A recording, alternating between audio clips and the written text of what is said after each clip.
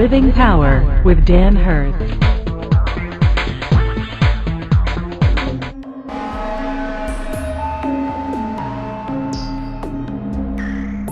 Fourth characteristic is a greater concern over mental joy or distress than physical concerns.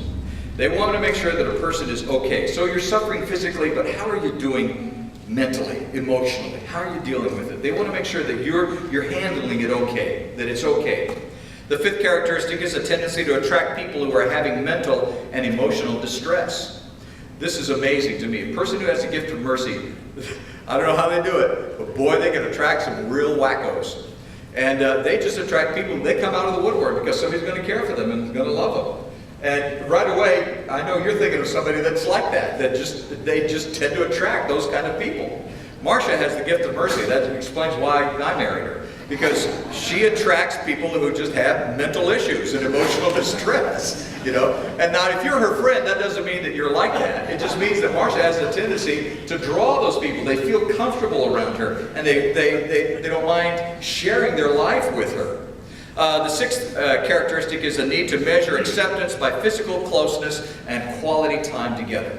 There's just a need to make sure that you are close to somebody and spending that quality time together, however you define that. 2 John, I love what John says. He says, I have much to write to you, but I don't want to use a paper and ink. I want to visit you and talk with you face to face so that our joy may be complete. He just needed that personal contact with his brothers and sisters in the Lord. The seventh characteristic is a desire to remove the causes of hurt rather than look for the benefits from them. See, a person with the gift of prophecy looks for the benefit from issues that people are going through. Not just a prophet. I use that because that's what I'm mostly familiar with. But others do too. A person who has the gift of administration sometimes is that way also. There's just a desire to look at the benefits. But a person who has the gift of mercy and also the gift of serving sometimes is just wants to remove the causes of hurt rather than take a step back and take a look at it and say, okay, what are the benefits here? How is this person growing from this? John saw this when Jesus came to minister to Mary and Martha when Lazarus had died. And he picked up on that, and he saw something. And look at this passage in John chapter 11. When Jesus saw her weeping, and the Jews who had come along with her also weeping, he was deeply moved in spirit and troubled. John picked up on that in Jesus. He saw that in Jesus' life.